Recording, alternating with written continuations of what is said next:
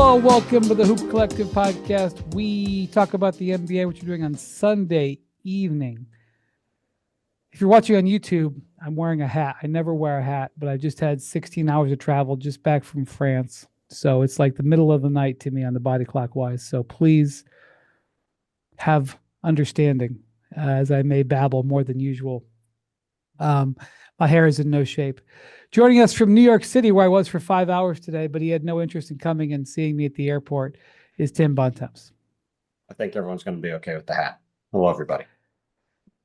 Sorry about the Bills, buddy.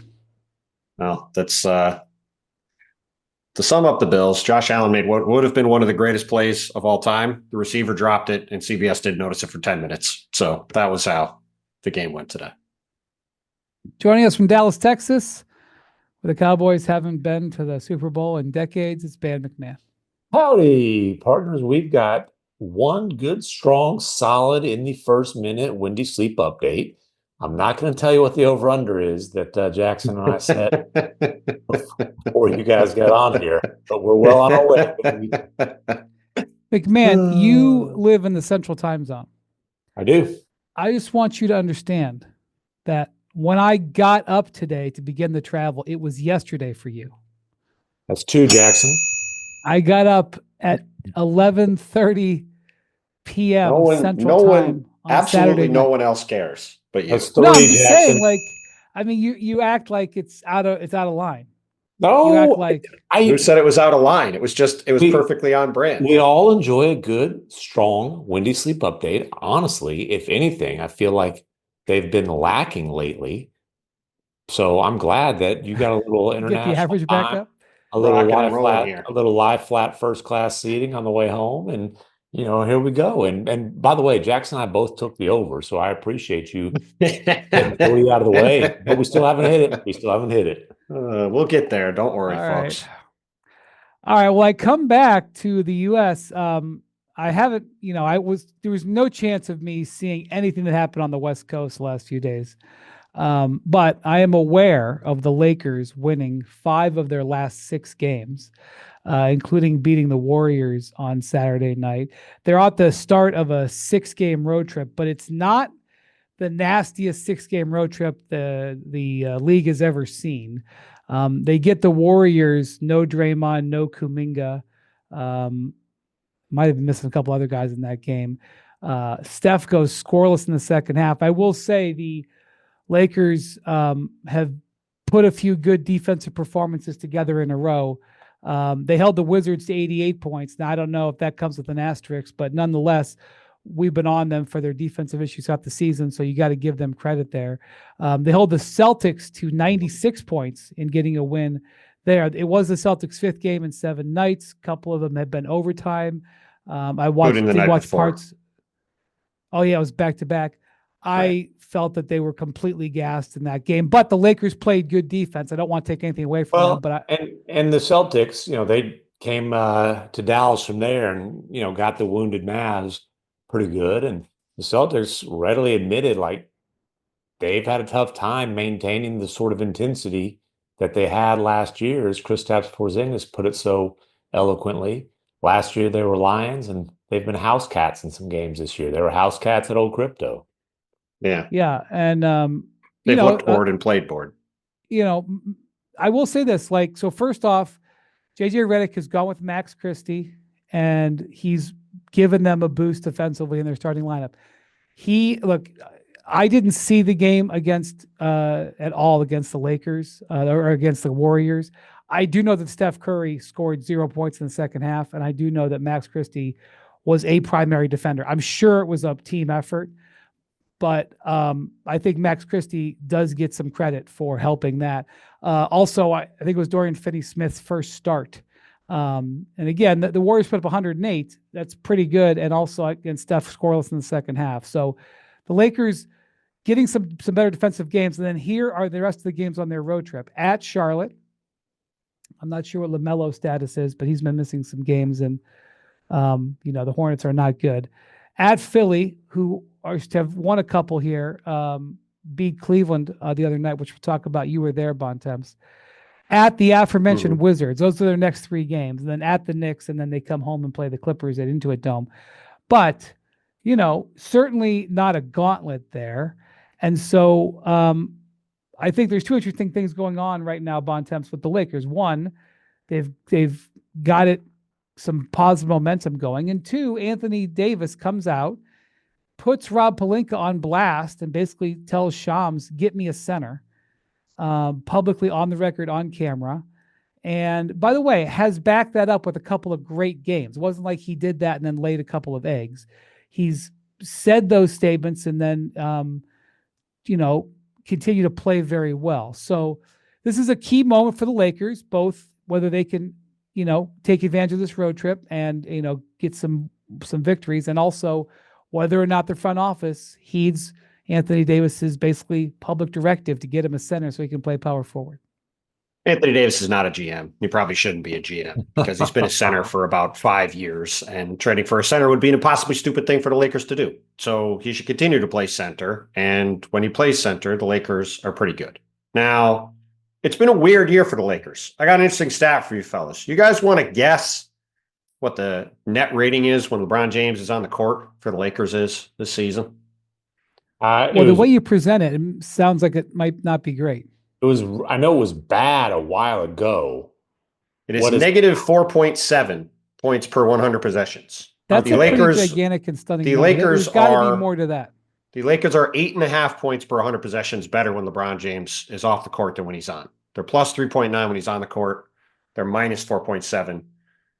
They're plus 3.9 when he's off the court. They're minus 4.7 when he's on. And their offense in particular is pretty rough. When did LeBron take his little break? Do you guys remember? I could look up the exact, because it was during the I believe it was during the in-season tournament break because he only missed 1 game. Okay, because I'm gonna go on. I'm gonna look numbers up I'm gonna go back to mid-December because I do think. Well, my point in general is just that if you look at the Lakers overall, their expected win-loss record is 20-23. They are 5 games over that. They've had a negative point differential all season. And yet they've pulled off a bunch of wins. Their losses have tended to be pretty rough. They've had some blowout losses and they've won some close games. So they're sitting here several games over 500 at the halfway mark of the season. And, they don't have a lot of assets. It's hard to sit here and make, to me, a very compelling case that they are, they're on the level of Oklahoma City. So, do they sacrifice a couple of these picks and go try to get a guy or two who could potentially help them when there's not that much available on the market? And frankly, I think this team has been playing over its head. It's a hard sell for me, despite the fact that you've got LeBron and AD playing like this, because I just don't see what the moves are that this team could realistically make to be good enough to play with those teams. They still don't really have any perimeter athleticism. They still don't have any real shot creation outside of Austin Reeves, LeBron, and AD. And as you mentioned before, MacMahon, now that Austin Reeves is the primary ball handler for this team, the opposing teams have gone at him pretty aggressively at the other end, and he's really struggled. So it's a tough puzzle to try to figure out what they should do. You'd really probably need to have like JJ Redick on here to try to properly explain why he thinks that they're a negative with LeBron on the court. Well, and let me anecdotally, I would suspect that's because LeBron has been so poor on defense this year. Yes. The answer is when he is on the court, their defense is 115.3 points per 100 possessions, which in the league, I believe would rank in the bottom half, might be lower than that. Yeah. 115.3 is the exact rating of the Chicago Bulls in 24th. Let me add context. That stat is an early season stat. At one point, it was significantly worse. Since he took his little break and came back, he has played in 17 games, and they're basically even, plus 0.5, and the defensive rating is 111.2. So even then, Tim, if you're saying that, right, like he's come back and played better, they're still an even team with LeBron on the court. I'm not making a case that the Lakers are one piece away, because I don't believe they are. That's all. That's all I don't think that's they're all I was referring remotely back close to contenders. I'm just being very cautious about presenting a LeBron as washed case. Well, I don't think he's washed either. To be clear, it's just it's the second time in his career his team is negative with him on the court at all. The only other time that happened was his rookie year. You know, like they're I think minus 109 this season. I'm going to invalidate that rookie stat. He played like 42 minutes a game and he was on a crap team. Well, that Like, again, my point is we're talking about something that hasn't happened in literally a generation. But but let's just, like, the whole AD needs a center thing. Look, you can say, hey, he had bigs next to him when they won the championship in the bubble, so on and so forth.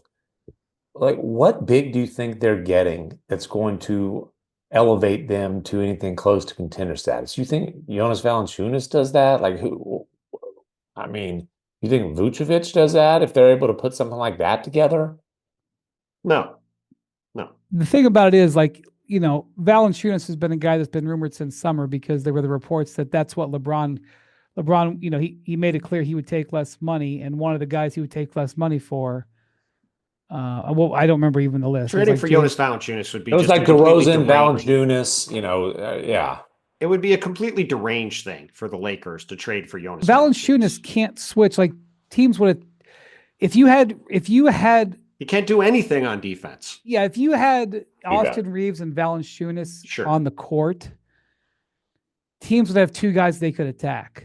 I mean, yes, AD would. Vucevic is the same. Vucevic is a better Vucevic can't guard anybody either. All of these players are not. These guys are not good enough. The Lakers have had the same problem for years now. Really, since they got rid of Kentavious Caldwell-Pope in the Russell Westbrook trade. They have no perimeter athleticism to guard anybody. Kyle Kuzma was a useful player to them. It was not just KCP. You know, I know Kuzma has sort of gone off the reservation the last couple of years. Okay, that's fine. The point is they haven't had any actual 3-and-D players for years. That has been the problem with their team. During the halcyon summer of 2023, when they signed Gabe Vincent, that was supposed to be the guy that was going to be this great piece for them. He has basically been hurt ever since, has not recaptured the form he had with the Heat. And you just look at their team, and they just cannot stop teams on the perimeter. And when they get in the playoffs and they have to go up against Shai Gilgeous-Alexander, or they have to go up against, if he's back to where he at least has been in recent weeks, Jamal Murray, or they have to go up against Kyrie Irving and Luka Doncic or Anthony Edwards or any of these teams, who are they guarding any of these teams with? If they're going to do anything in the next 2 weeks, if they look at this and say, we have a chance now, I'm skeptical of that, but their record at least gives them the argument that they could. They have to try to get guys who can actually guard on the perimeter. Because, by the way, Dorian Finney-Smith, as we've talked about, is a guy that's more comfortable guarding bigger players now, too. He's not a guy you're putting on small guards on the perimeter. That's been the problem they've had for years. And if they're going to do anything, they've got to try to address that. And those players are not easy to get. Well, AD told Shams they're, you know, quote, 1 to 2 pieces away. And that's made me smile because it was like, well, it depends on which 1 to 2 pieces. Are you, Sure. Are you getting an all NBA player? I would agree. Yeah, any team in a top 10 spot could say the same thing. Just, hey, 1 or 2 superstars away. You know, snap your fingers and make it happen. Sign me up. I did see that clip from AD on Saturday night where Curry had made like 30-something free throws in a row. He's had like dozens of these streaks, but Steph missed a free throw. AD was like stunned, and he like screamed, "Not safe for work" language that all of America heard. But you know, like the more interesting thing to me than your analysis of this, which is fine. I mean, here's the thing. These last couple of games have improved it, but Dorian Finney-Smith has been there for like 15 games, and their defense really had not improved. They had, you know, the last couple of games it's been better. If you look at this streak, there's a reason he got traded for a couple second-round picks. Right. Defense rating is 107.5 with him on the floor. I'll say that. But that's why he's starting. But he doesn't fix their problem. their overall defense has not. These last couple games, it's been better. So if you take that small sample size, these last 3 games, it looks pretty good. But overall, their defense hasn't materially been different since they went out and got the 3-and-D guy. So that is what it is. But we're in a spot here where the Lakers, if they continue to play well, and it's hard to just believe in them, because they seem to they take 2 steps forward and 1 step back all the time. But if they have a good road trip, then they come home and the schedule flips for them. Basically they're on the Grammy trip right now.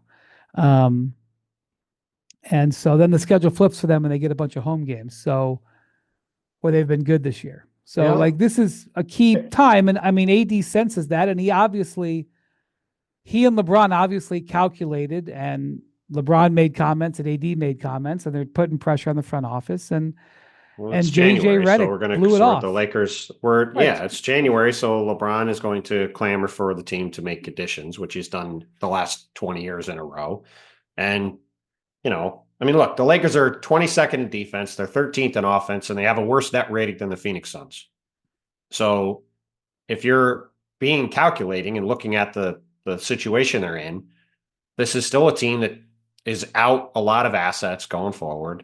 And it's just hard for me to look at it and say there's anything on the market that's going to materially change their position. Because again, they probably have to get, like he says, they're 1 or 2 pieces away. They're probably 2 good to elite perimeter defenders away from being the team that LeBron and AD would like them to be. And I just don't think those players are available, let alone available for what they have to offer in a trade. Those are arguably the most valuable players on the market this time of year. And I'm not sure one of them is going to change teams. All right. So we'll see how the Lakers go. Are you seeing them when they're out east at all, Bontemps? I will be in Philadelphia with our guy MacMahon on Tuesday for the Sixer game, and I will be in. Dave McMenamin is coming to Philly. He's a big Eagles fan. He's from Philly. He's in a good mood today, brother. I'm sure he'll be sad in a couple of weeks when Mahomes does it again. And then I'll be in. I'll be with the Lakers at the Garden on Saturday night when they play the Knicks on our air. All right. Well, you were just in Philly a couple of days ago at the start of the weekend to see the Cavs. So we all Cavs remember corner in a bit of a reeling position, McMahon. They are no longer have the best record in the league. Brian left the country and they just completely capitulated. Ooh, whoa. What's that mean? just making they think they just got sad. Their fearless leader left. We obviously talked a lot what's capitulate mean? About how well the Cavs played and how well they looked when they beat the Thunder in that home game. In the 9 games since they beat the Thunder at home, first off, the Cavs are 4-5. And defensively, they have been getting drilled. Now, they've had some injuries. Evan Mobley missed a handful of games, 3-4 games with a calf injury. And then some of their perimeter guys who help with their perimeter defense, Isaac Okoro and Karis LeVert, have been out. And that's what Kenny Atkinson pointed to when discussing what is now a 3-game losing streak after they lost to the Rockets twice in 4 days and the 76ers. The last 2 games, they scored 129 points in Philly the other night and lost, and scored 131 at home on Saturday night to the Rockets and lost. That is not how they got to 33-4 or whatever they were at their high mark. They were put up 130-point games, but they've been just getting torched on the defensive end. Given up over 133 times in the last 6 games. One of those was in Oklahoma City where Shea and the rest of them just torched them. They haven't been the same team since then. They've lost 4 out of 6 since then. And Bontemps, like that game that you saw, Ty Jerome had one of the best shooting games of the year in the NBA. He went 8 of 8 on threes. Steph Curry, you can't lose a game where Ty Jerome goes 8 of 8 on threes. And then on Saturday, and we're going to talk about the Rockets in a minute, because the Rockets picking up those 2 wins is a real feather in their cap. But our man, friend of the podcast, George Niang, goes 7 of 9 on threes. 6 of 7 on threes, 7 of 9 overall. Oh, Hey, 7 of 9 overall. 6 of 7 on threes. I do have a George Niang update. You have 2 games where Ty Jerome and George Niang. But forget this. I want to hear you've given enough how great the Cavs are on offense stats. I want the minivan update. What's the update on our man, the minivan? No longer the minivan. Really? No longer the minivan. He's been upgraded. And this is a Darius Garland thing. He's the G-Wagon. Oh, okay. He's yeah, you told that story in the pod before. I mean, which I'm famous for. I don't think I've heard I think I told one. you the story. I don't think I told it on the pod. I haven't heard it. Oh, really? I just saw our man, the minivan, the other day. Hey, he's the G-Wagon. He's a little sleeker now. Certainly more expensive. He's been upgraded. He's now the G-Wagon. The minivan is a thing of the past. He was the minivan when he was making like a fraction of what he's making now. So exactly. He's Mercedes class now. All right. Well, look, when Ty Jerome and George Niang go 14 of 15 on threes over a 2-game span, you need to win those games, and they did in Bontemps, and you saw it firsthand.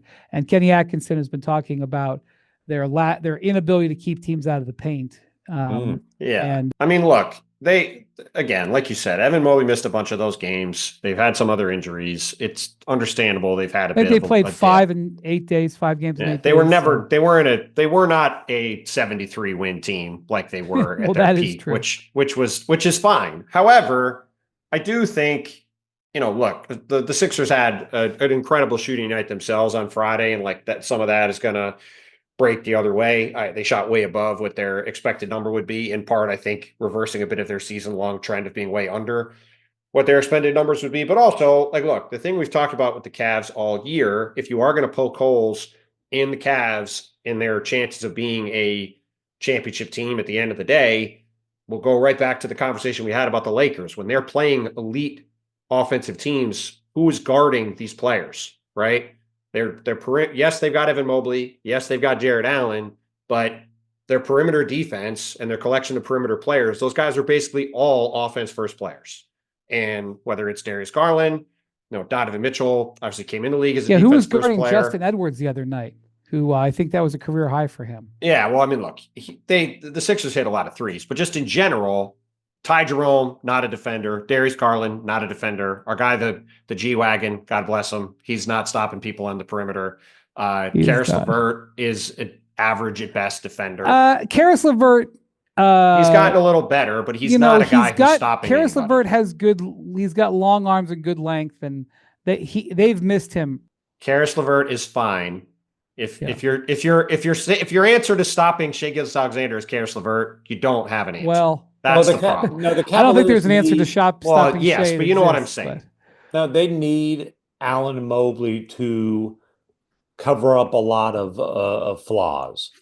They need those guys to be absolutely dominant as a tandem, and to make up for a lot of shortcomings, size wise and otherwise, on the perimeter.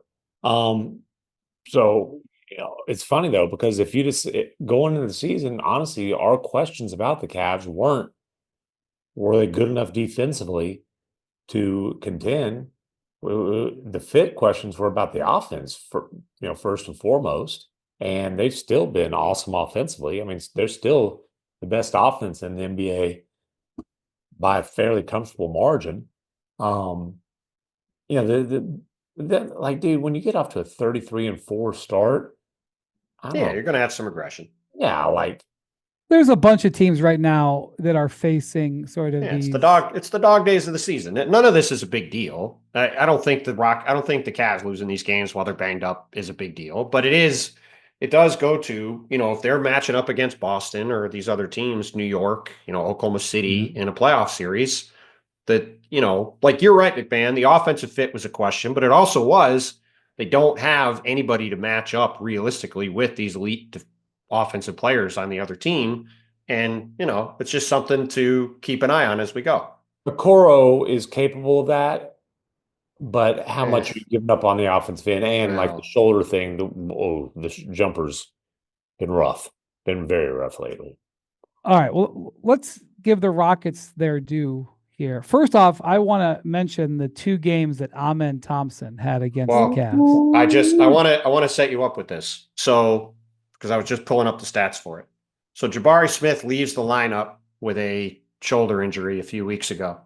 And Amen Thompson has been starting now for the past 9 games. He missed one of those games, but yeah.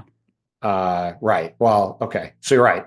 He's played 9 games. He started the ones he's played. Here are his numbers over those 9 games in 39 minutes a game. He's scoring 17 points a game on 55% shooting. He's averaging 8 rebounds. Actually, let me take that back. It's 8 defensive rebounds, 11.8 rebounds, 4.4 assists, and 2.3 steals, and 1.2 blocks per game in 39 minutes a game. That is pretty damn good. And 14 starts this year. The numbers are very similar. Then they're 11-3 in games that he starts. I don't know that you can take Thompson out of the starting lineup. I mean, certainly, I've told you guys many times, and it's not like this is some secret. The Rockets have considered him for quite some time as a huge piece of their foundation. I think it's time just to leave that guy in the starting lineup for now and a long, long time to come. There's only one question with Amen Thompson. If he's shooting 16.7% from 3 over that stretch, and for the season, he's shooting 24% from 3 and 69% from the line, which is an improvement. If he ever becomes a 35% 3-point shooter, let alone higher than that, he's going to be one of the 10 best players in the league because he is an unbelievable physical specimen. And if he doesn't, you know what he'll be? He'll be the player Ben Simmons was supposed to be. Well, he's not as big as Ben Simmons, but he's a hell of a lot tougher, and he's more. Well, that's Ben what Simmons was I awfully good for a while, but he is arguably the best wing rebounder in the league. If he's not the best, he's right there. And he's right there. And by the way, wing, he can be a 4. He can be a 3. You're right. No, you're right. Guard 1 through 5. Well, he is a 4. That's the thing. Like with the shooting issues, that's where he's playing right now, and it's probably where he's got to be for now.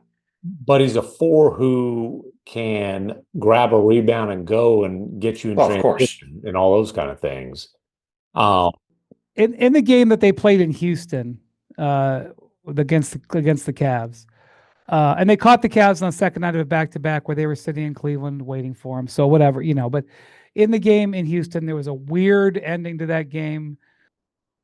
Darius Garland had been 12 of 12 on clutch free throws. He gets fouled shooting a 3-pointer, flagrant foul, and he misses 2 of the 3. And he had missed 5 free throws in the game. There was some stat that Stats and Info cooked up that he missed after he almost never misses 2 free throws in a row. Mm-hmm. Basically, it happens 1% of the time. When he misses a free throw, he almost always makes the next one. I know you were in Paris, but we are going over a game from 5 days ago now. All right, fine. I'm just telling you, that was one game. But in that game, we know the Cavs should have won the game. It's okay. Well, I'm just saying, whatever. So anyway, they pulled that game out. Yes. And Amen went 16-16 in that game. And then the game Saturday in Cleveland, which the Rockets led throughout, the Cavs made a huge run in the second half to make it close. But he goes for a triple-double, 23, 14, and 10. Mm-hmm. Wow. I mean, and so last year when the Rockets went on that roll in March, the 11-game winning streak and all that, and Şengün missed all but the first couple games. He had the injury that ended his season. So Thompson was basically playing the 5 offensively, and he was thriving as as a roll man, all those kind of things. Mm-hmm. When you talk to people around the league, one of the questions was, "Hey, can Şengün and Thompson play together? Is that a fit? What's the spacing like there? How's that going to look?" Those two, when they're in the lineup together, the Rockets have a plus 10.2 net rating. The defense has been awfully good, 105.8 and 116.1 is pretty good offensively. Both really, really good passers. It's not like conventional modern NBA spacing, but they've found ways to make it work. And both those guys can pass out of the short roll. Both of them can kind of operate out of that dunker spot. Thompson, a lot of times, that's where they put him in the half court. They're probably the two best passers on the team, right, Tim? I mean, Freddie's pretty good, but I Yeah, I would was say gonna those say guys are probably better than him. I was gonna say it Just depends creating shots. on where you put Van Vliet in that. But yeah, the Jabari Smith Jr. thing will be interesting when he gets back. Do they put him back in the starting lineup? But then his restricted free agency, I think, has a chance to be interesting. The Rockets like him. I think he's got a really bright future in the NBA. I don't think he is at the same level talent-wise as Thompson or talent-wise as Jalen Green. And by the way, like, hey, Jalen Green has put together about a quarter of a season stretch here where he's averaging 24 points per game on really good efficiency, like 47, 40, 90 splits. It's not an extended stretch, but he's 22 years old and keeps on showing you that this is beyond a flash. He's shown flash in the past. This is beyond a flash. This is a nice stretch of him being a go-to guy on a team that's winning. Just FYI, I don't want to talk about this necessarily, but Jabari wouldn't be a free agent until 27. So Right. Oh, that's right. His extension talks, I should say. Right. I know, but I just wanted to clean that up. Well, 26, Brian, not 27. He could sign an extension this summer and be a restricted free agent next summer. That's what I meant. I meant to say his extension talks. Having said that, honestly, at this time last year, I didn't think they'd get both Şengün and Green done, and they were pretty unique deals that were very different. They did very well on Şengün's deal, in my opinion. And this is all why we've talked about the Rockets are going to be such a fascinating team going forward. They've got a ton of interesting young players. We haven't talked about Reed Shepherd at all, who's been basically a non-factor on a good team this year. He's a guy who a lot of people in the league like a lot. They've got a ton of draft picks. They've got all these Suns picks. They've got other picks. They've got all these young players. They've got Cam Whitmore, who we haven't talked about at all, who's an interesting young player too. They've got Tari Eason, who committed the foul on Darius Garland the other day. He's a very good young player. We haven't talked about him. Like, they got all sorts of young talent. They're way ahead in the standings of where they were supposed to be. I mean, we've joked about phase 3, but they're in second place, tied with Memphis for second in the West. And I will say this, along. So they won 8 out of 10. And in that stretch, they've won in Denver, Denver was one of the hottest teams in the league until they got beat down by the Wolves on Saturday. That was not a 30-point loss. We did not see coming, but okay, it was good performance by the Wolves. Ant had a big one. But anyway, Denver had been hot, so they win in Denver. They win in Cleveland, who'd been the best team in the league, and they win in Memphis in that stretch. They took a home and home from Memphis in that stretch. So 8 and 10 with some quality W's. Twice over the Cavs, twice over the Grizzlies in Denver in that stretch. Listen, they're awfully good, and you got to assume. To me, I'm locking in Houston into a top 4 seed in the West, and I'm close to locking Memphis in too, the way both those teams are playing. And it hasn't really mattered if guys have been out. They've kept rolling along all year. So for both of those teams, it's been a heck of a season. Houston has all of these. They've got a bunch of expiring contracts. They got a bunch of draft assets. But I have not heard, and I don't have all the information, but I have not heard hide nor hair. I've heard nothing. Well, MacMahon's been consistent on this all season. And I've asked around lately, because let's be honest, like, even Rafael Stone even went on SiriusXM on the record and said, we're not going to make a significant trade this season. And they've been telling, I've been telling you guys that that's what they've been telling me going back, coming out of the summer. But, nobody's under oath. So I've been asking around. And people say, like, I ask other GMs, like, hey, do you believe the Rockets? And I haven't had a single person tell me no. Like, yeah, that's how they're operating. Well, yeah, I'm just saying, I mean, both them and Oklahoma City are very good and very young. Yeah. So, like, both of them think I would think Houston, why would Houston not think they can win the West this year? Well, and the other thing that for the Rockets, they're better than they didn't think they're going to be a 2 seed like they are sitting in right now. They're honestly better than they thought. They did believe they'd be a playoff team, which I did not going into the season. But more than anything, they said, hey, we really want a full season and hopefully postseason to be able to evaluate this group. And, we'll see what happens come playoff time. We'll see, they'll have to evaluate however that plays out and, see if they want to change things around. But even hypothetically, let's say somebody has but Jalen Green, because if they do something major, that's probably the guy who's getting moved. Let's say Jalen Green has a tough playoff series, but he plays at this level the rest of the regular season. Are you knee jerking off of that? I don't know. Like I go back to listen, Donovan Mitchell in his second playoff run, he was only his second year in the league. His second playoff run, they played the Rockets in the first round.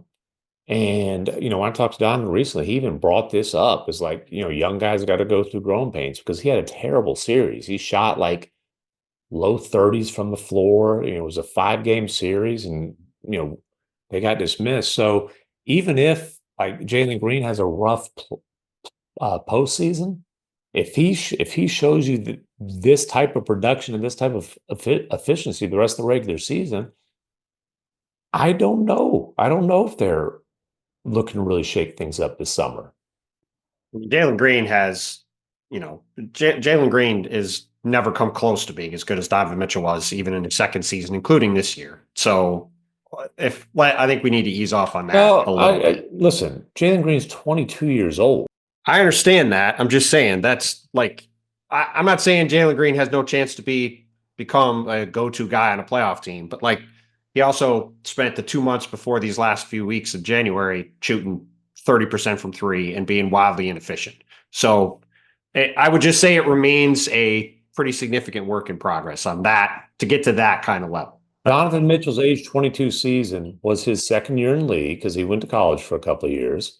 And he averaged 23.8 points per game, shooting 43% from the floor, 36% from three-point range. That's not that far off from what Jalen Green's numbers are right now. So the coaches who pick the all-star reserves, although they're not all reserves because there's crazy freaking format this year I'm not even disgusted by, but those votes, I believe, are due on Monday, if I'm not mistaken. They are. I don't know how you don't have a Rocket on there. They're in second place. And so you're going to have to honor them. And I think the pick is Şengün. And so I'm thinking Şengün's going to he's got a strong case of being named All-Star on Thursday. I have a story coming this week picking all 24 players to be on the All-Star team. And we'll see if Alperen Şengün is on it. Also, I want to say one more thing. I know that Kenny Atkinson is a strong leader right now for Coach of the Year.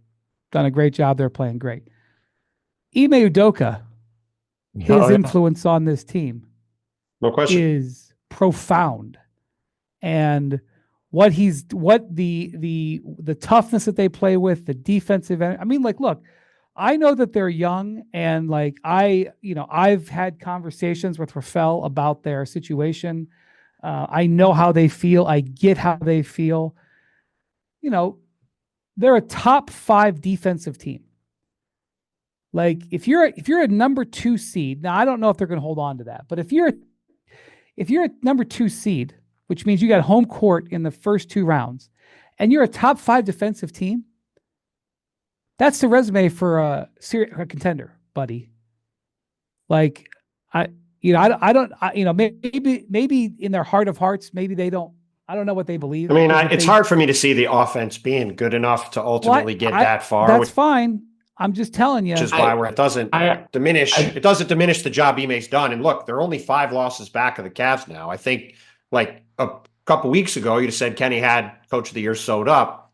For as great a job as he's done, if those teams are within a couple games at the end of the year, it's probably a toss-up on which one of those guys wins that award. I think the Rockets are on their way to being contenders. I don't think it's going to be this year. I do think that, young guys are going to have to go through some growing pains in the postseason. And if you look at the West, obviously it's OKC and then there's a drop. The Mavericks got to get healthy. If the Mavericks are healthy, I'd take the Mavericks over the Rockets in the series. I'm taking Jokic over them still too, despite all their issues. I take the Nuggets over the Rockets. By the way, that's one of the reasons why, Denver is sort of lurking out there. And again, it's not the best time to talk about it after the egg they laid on Saturday, but Denver has been playing better and better. Oh, yeah. The Westbrook Jokic connection is remarkably working. Well, it's, again, like we talked would about say, the other day, it's working. USWB. It's working because they have the best player on the planet who's unbelievable. That's why it's all working. You say it's remarkably working. I say it's working remarkably. Well, listen, Nikola Jokic to me has evolved to the place where LeBron was over the back half of the last agree. decade, And so where I'm just saying, just taking Nikola Jokic until he loses. Denver is sitting there, and you look at the teams that are in front of them. Obviously, the Thunder are in a class by their own, but the way Denver's playing right now, I think they'd won 11 out of 14 before losing in Minnesota. They've won 8 of their last 10. I mean, to me, if I'm the Nuggets, the goal for the next 2 months is to get to at least 3. Because if they get off the same side of the bracket as the Thunder, I'm not picking them to lose anybody before the conference finals, and then take your chances playing Oklahoma City at that point. Because that would be, to me, the whole goal. And right now they're 2 losses back of Memphis and 3 losses back of Houston. So they're right in the mix for that, despite all the stuff that's gone on with them this year. And we all know Jokic is going to be available basically every game. Well, and they're starting to, obviously, aside from the Minnesota dud, they're starting to play, or they've been playing really good basketball, and Aaron Gordon's minutes are getting ramped up. I tell you, I'm not so sure Gordon's not going to stay in a 6-man role, though. I at this point, I am confident telling you, I don't think Russ is coming out of the starting lineup. Before we had that conversation, I said it could probably be Christian Brown to the bench. I'm not sure that I understand it up at all.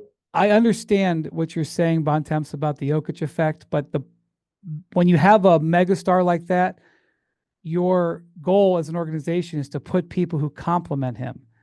And Westbrook is complimenting him. I mean, he's shooting over 50% since he's been in the starting lineup. He's shooting over 50%, which we've never talked about Russell Westbrook shooting like that. Here's what we should be talking about, and it's not Russell Westbrook. Since December 1st, Jamal Murray's averaging 21 a game, shooting 48% from the field, 41 from 3, 5.9 assists per game. If that Jamal Murray sticks around through the rest of the season and into the playoffs, Denver gets into the top 3. Denver's in the conference finals, and we're talking about Jokic versus Shea, not just for MVP, but to get out of the West and go to the finals. And sign me up for that. That would be pretty great. And it's interesting because, they played that baseball series here in Dallas, and Murray had 45 in the second game. And Malone used that as an opportunity to very publicly, I don't know why he's been getting all this scrutiny, all that kind of stuff, which was, there's a little bit of an act there. But his point was, hey, he's been playing really good basketball for a while. This is not like some breakout outlier game, and his numbers at the time, I forgot. But it was, they were Murray-esque numbers for a month plus stretch. And that's pretty much continued. And his point was, like, obviously the scrutiny. Why was the scrutiny? Because the guy signed a $208 million max contract coming off of a really rough playoffs and Olympics, and then got off to the first 2 months of the year. The first 2 months of the year, he shot 41% from the field, 32 from 3, and was averaging 18 a game. And he did not look like Jamal Murray. Frankly, yeah, he was not in good shape. Like if you talk to people around the Nuggets, they'll acknowledge, like, yeah, I got off to a slow start, had to play his way into shape. Since he's played his way into shape, he's looked like the guy who was the second best player on the championship team. If he's at that level, the Nuggets are going to have a chance. Well, on Monday, the Denver Nuggets' next game is in Chicago against the Bulls. The Bulls have lost 7 out of 8 games, which is not necessarily a bad thing because they were messing around with their draft pick. They need to be, in my opinion, losing because, in my opinion, they should have started a rebuild 2 years ago, but they need to keep this draft pick. But they have lost 7 of 8 games. But what's more interesting at the Bulls right now is they are absolutely involved in conversations with the Suns involving possible Jimmy Butler situations. Not that Jimmy Butler would end in Chicago, but Right. where they would get involved in the trade. And look, I mean, I know this is going to get aggregated. I don't know what to say. Like, if I'm talking about a 3-team trade and Jimmy Butler is on one end and it's not going to Chicago, we're talking about Bradley Beal, because the Suns could only trade Bradley Beal. There's nothing. I mean, they can trade. I guess they could trade Nurkic. To get Jimmy Butler, they have to trade Bradley Beal. The end. The whole thing at this point, Correct. well, not the whole thing. A huge part of the thing is about finding a place for Bradley Beal, which obviously also requires Bradley Beal's. Right. We're dancing around this because I've just been burned on aggregation. But the bottom line is that the Bulls and the Suns have talked, and the concept of Bradley Beal ending up in Chicago has been discussed. I'm not saying it's going to happen. I'm not saying it's close or whatever. And obviously, Beal has a no trade clause. But Bontemps, I just can't believe that Chicago would do that deal. So maybe it's never going to happen, but it's been discussed. What do you want me to say? I mean, I hope they don't, because it would be one of the dumbest trades ever if they did. I mean, if you watch the Phoenix Suns trade away, as Justice Zanuck correctly pointed out, was the best asset on the market, the 2031 Suns first-round pick. Yeah, just take a quick time out there. I know we may have mentioned this earlier, but just to go over the ground. The Suns do that trade with the Jazz a couple of days ago, trading their 2031 first for 3 picks from Utah. Justin Zanuck, the general manager, goes on the team broadcast a day later and declares the 2031 pick they had just acquired. How exactly did he say it? It was one of the best. He said they traded 3 picks that couldn't be the number 1 pick for a pick that could be the number 1 pick. It said it was the best trade asset on the market. And by the way, he was correct, because teams around the league were eyeing that pick and thinking, hey, we can get some really good stuff for that pick, because we have no idea where the Phoenix Suns team is going. And if the Chicago Bulls turn around and take some combination of 3 picks that are most likely to be 25 or later to take on the worst contract in the league for a guy who's owed $110 million the next 2 years, who has a no trade clause, which means he can't actually get traded anywhere, it would be the height of insanity to do that. Because, by the way, it wouldn't be the worst contract in the Eastern Conference, but it's not. 100% is the worst contract in the league, because you can't do anything with it. You can talk about Joel Embiid. You could say whatever other crap you want about any other player. If you have Bradley Beal on your team, you're at the mercy of whatever Bradley Beal wants to do. That's why it's the worst contract in the league, because it's the only one you can't move. You can move any other deal. You can't move that one because you have to get his permission to do it. You have to. And it's a way overvalued contract on top of it. Zach LaVine is still a guy that people are not super enamored with in the trade market. But Zach LaVine has been a borderline all-star this year. Yeah. He's had a very good year. And at some point in the next couple of years, the Bulls will be able to get positive value for Zach LaVine. So that's trading him now kind of fascinating. At this kind of price would be completely insane. That's kind of fascinating. To acquire Bradley Beal, they wouldn't have to trade LaVine. But I had a general manager like 3 months ago tell me, what's going to end up happening is these untradeable players are all going to get traded for each other. So he was talking about guys like Jimmy Butler, guys like Bradley Beal, guys like Zach LaVine, maybe Brandon Ingram. And the reason that these players are untradeable isn't because they stink. It's just because the new era and their contracts, and all of them are guys who are on max contracts, who are coming to the end of their deals. Well, in the case of Beal and LaVine, they've got a couple years left on it, but they're not playing to the level of max contract players. And although out of all those players, the guy who's doing the closest of it is LaVine. He's averaging 24 points. He's shooting a career high 51. He's had a really, really good season. I mean, this would not happen. His shooting splits are 51, 44, 79. Yeah, he's had a really, really good season. So the thing is, Zach LaVine's 3-point percentage is up 9% this year, far and away the best of his career. Because of his contract, he would never be considered for this. Also, his team is not good. But on straight numbers, you could argue that Zach LaVine is the most improved player candidate. Now, he's a multi-time All-Star a couple of years ago before he really had a knee injury. He has had a season. He averaged over 27 a game. Yeah, I mean, listen. Zach's having a really compared to where he was the last year. The point is, all this is true. The point is, the Bulls cannot do this trade. they cannot take on Bradley Beal in this contract that they can't move to get rid of Zach LaVine for the 29th pick in this year's draft and some other crappy future first round pick. Like it would be one of the dumbest trades ever because again, the Bulls don't have to do this. There's no reason for the Bulls to do this. Just wait it out. You're going to probably get some real value for Zach in a year or two because he's still a young player. He's going to keep playing at a pretty high level. He's playing really well right now. You can get something later for him. You're not getting anything for Bradley Beal. He ends up on the Bulls. He's on the Bulls. You're only getting this return. You're stuck with this contract. You can't do anything with it. It would be the height of insanity to do that. So just so you know, so LaVine, he's making $43 million this year. He makes $46 million next year, and then he's got a player option for $48 million. This is a guy who is, again, averaging 24 points, over 50% overall. As you said, 44% on three, 5 rebounds, 5 assists, and he has no market. No market. They've been trying to trade him for a year. There's no market. Well, and a big part of that is because he is also a guy who played 25 games last year. Yes, he has knee issues and a big contract. And so I'm just saying, he struggles on defense. And again, we've seen a lot of these. We've talked about it ad nauseum, whether it's Brandon Ingram or Julius Randle when he was in New York or Zach. Like there's all this group of guys that are all in the same sort of level of player who are on contracts from the last CBA, and they're all kind of stuck in the same boat, which they're all fine players, but there's a reason we keep talking about them all. It's not going anywhere. I think there is a way for the Bulls to be involved in the Jimmy Butler deal and make a good deal, but it would have to have more than 3 teams involved. Well, that's the problem with this Jimmy Butler deal, because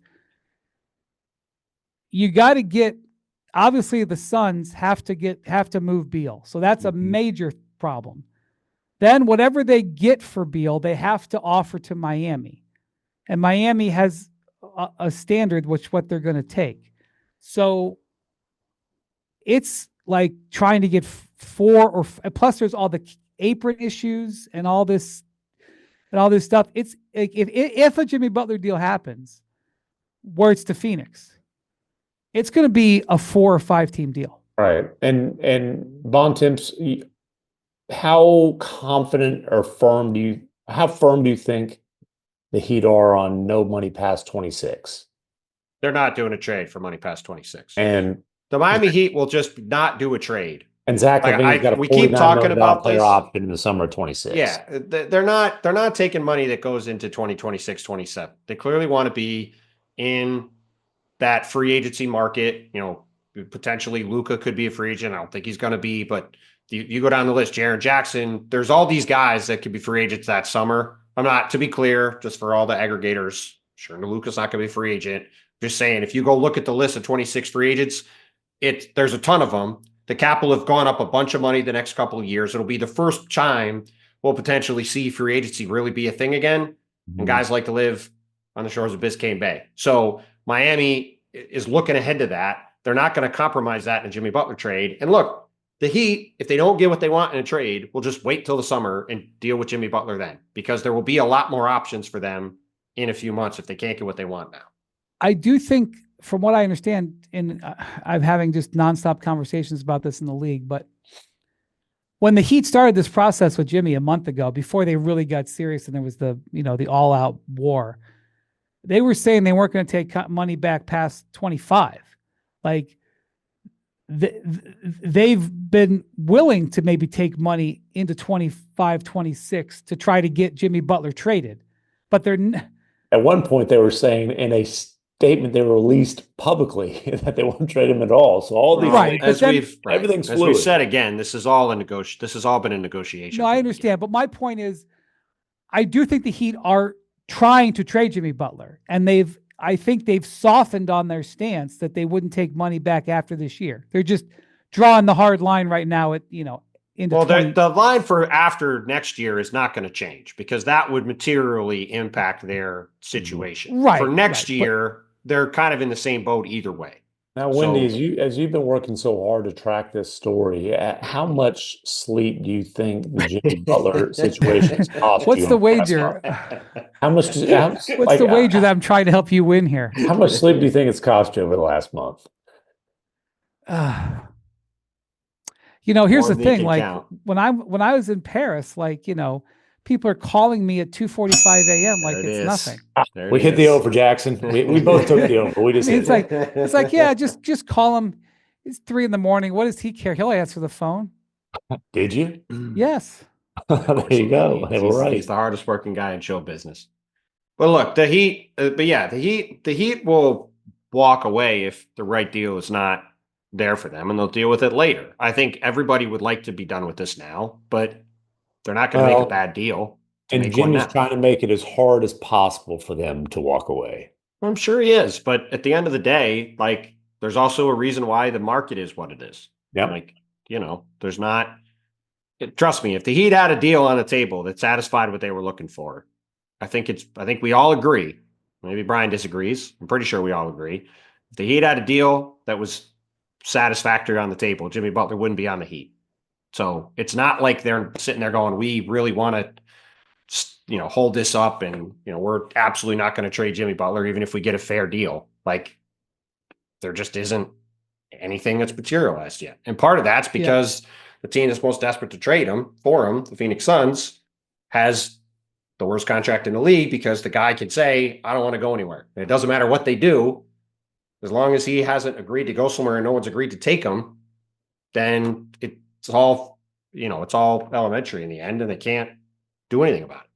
Before we go, I just want to say that from my time in Paris, one of my big takeaways, other than Victor Wembanyama, is good. By the way, Victor was, in my view, The discovery. He saw his discovery again, MacMahon. totally gassed. So they played on Saturday night. After winning by 30 on Thursday, the Spurs lost to the Pacers by 30 on Saturday. Victor was, in my view, totally gassed on Saturday. He would probably not admit that. I think he might have been a little under the weather, but not a surprise after all the commitments that he had during the week. Well, and honestly, as much as I hate to admit it, we got Windy sleep updates and we got Wemby sleep updates. As so much as I hate to admit, there you go. Their domination of the Pacers in the first game has been the exception for the Spurs lately. They haven't been playing well for a little bit. That's true. I don't think that their roster is that good, just to be honest. And they got a lot of work to do on it. They would admit. But by the way, I feel like Wembanyama played like, on a scale of 1 to 10, he played like a 4 game on Saturday, and he still had 20 and 12. Yeah. But he only had one block officially.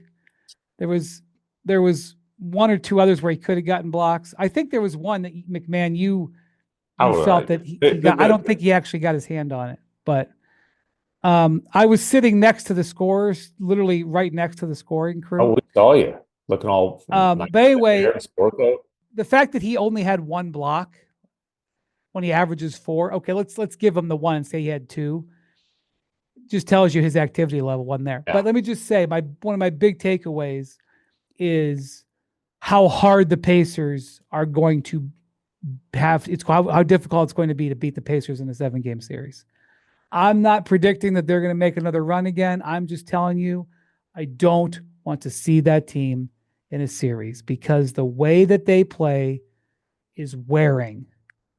And since Nesmith and Nembhard have come back, that is a different looking team. I spent quite a bit of time with them this week, in that game, and it's not worth examining the game, but Devin Vassell, they put Nembhard on Vassell in that game, and Vassell did nothing. I didn't even know Vassell was on the court. Half the time, you mistake him for Stephon Castle anyway. But I didn't even know he was on the court. So I'm just saying, my time with the Pacers. Also, I watched them practice for a little bit, and they did that old school drill where they put the lid on the rim to practice rebounding. Carlisle's doing old school stuff like that still. Hey, the Rockets didn't have to do that until the last couple months or so. Last like a month and a half. Anyways, go on. Yeah, it's one of the things for Thompson. There's a lot of available rebounds in those games. Yeah, go on. So, but anyway, just Pacers. There's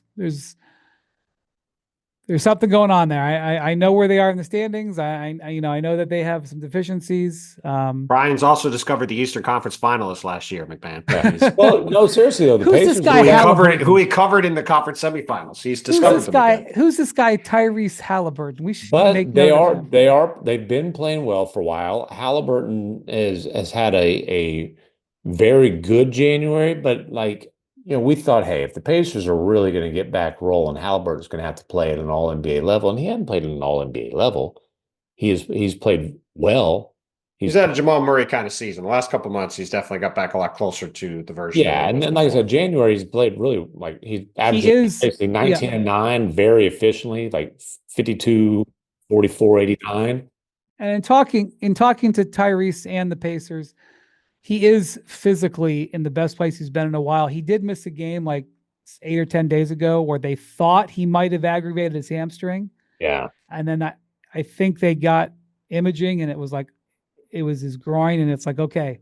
I think he was just worried, and it was like, okay. And he ended up coming through that fine, and he was awesome. He had an 18-point quarter. Yeah. He's finally starting to round back in shape, which has been fun to see. Well, you know what if the standings hold, you know what their first round series would be? Bucks, right? Are they in 6th right now? No, they're Pacers, Knicks. Pacers, Bucks. Pacers, Bucks. Yeah. Oh man. Which would be interesting. Well, they're the a Bucks, team. The Bucks have gotten them this year. The Bucks couldn't beat them last year. The Bucks have beaten them a couple times this year. But yeah, that'd be a fun series. It's who gets to keep the ball? It'd be a fun series, and they're also an interesting team to watch at the trade deadline too. I don't know what they're ultimately going to do, but they're in a bit of a money crunch for next season. They currently have no centers under contract next year. They're basically bang up against the cap or against the tax, which they're not going to pay. And they've got a roster that sort of screams a consolidation trade at some point. So it will be interesting to see if they do any maneuvering over the next couple of weeks to try to improve this team and move some money around ahead of the deadline. I think they're sniffing around, but they did already make one deal. Thomas Bryant, who has been a really good pickup for them as a backup center. He's been very effective. They picked him up from the Heat. They are right up against the luxury tax. So that's always an issue in Indiana. And yes, Miles Turner is a free agent, and I think they want to re-sign him. And Andrew Nemhart's extension comes on. He's getting a big bump from like 2.5 to like 16 million or 14, or I don't know what. It's a big bump. It goes from 2 million to 18 million. Plus, I think Halliburton's Supermax kicks in. Mm-hmm. So I mean, it's already started. I mean, he and Siakam both go up a couple million. I mean, the main one is the Nemhart deal kicks in, and they've got a bunch of guys on longer term extensions, and they don't have Miles Turner under contract. So, they're going to have to move some stuff around if they want to retain him. Miles, or at least by the be able way, to stay under the tax, which we know they're going to do. Miles had a great game on Saturday against Victor. He had some moments where he got Victor. I mean, at the end of the day, it was a tremendous week for Victor, but Miles will always have a couple of dunks that he had on Saturday, and he was the best center on the court for the game. So, but unfortunately, those games in Paris, I don't know. I think there's been 5 games played in Paris in the last 3 years, and 3 or 4 years, and I think all of them have been competitive, blowouts. Have they? Yeah. No. It's they're not selling NBA basketball, competitive NBA basketball too well. Yeah. In Paris. All right. It's time for bed, MacMahon. Oh, way over, baby, way over. Thank you to Jackson, our producer. Thank you to MacMahon and Bontemps. Thank you for putting up with my sleep complaints, because they're updates, not complaints. These are factual updates. The fans haven't heard any in a while. They'll be happy to have had some. Thank you for watching, listening to the Hoop Collective. Thank you for not mentioning feet, MacMahon. We'll talk to you soon. I didn't want to put my foot in my mouth. Adios, amigos.